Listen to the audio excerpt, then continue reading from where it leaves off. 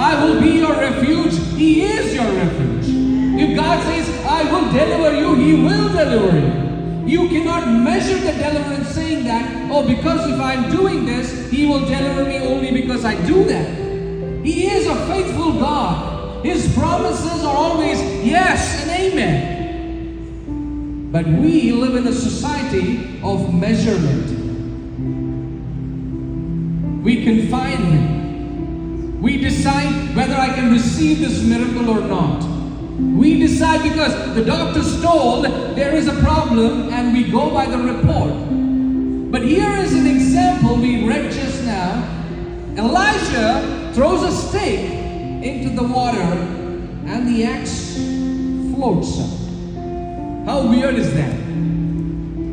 If you have forgotten, okay, let me put it this way.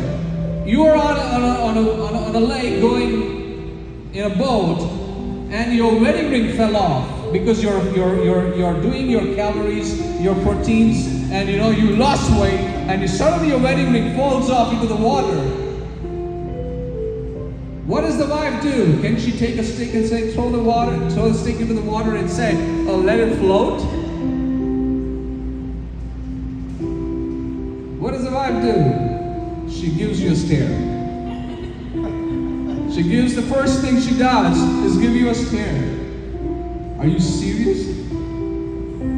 That's your wedding ring. It just fell off.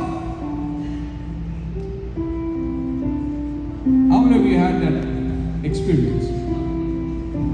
Thank God there is no one good. And okay. Bible says in Psalm 145 verse 3, great is the Lord, greatly to be praised, and His greatness is unsearchable.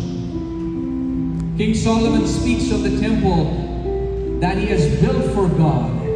And he says, but will God indeed dwell on earth? Behold, heaven and the highest heaven cannot contain you. How much less this house that I have built? My dear brothers and sisters, my dear children of God, we cannot limit God. We serve a God who does not have limitations. If you're waiting for a healing, He will heal you. If you're waiting for God to provide you, He will provide. If you're waiting for God to do a miracle in your life, He will do it. Because we cannot limit God. He will do it. Amen.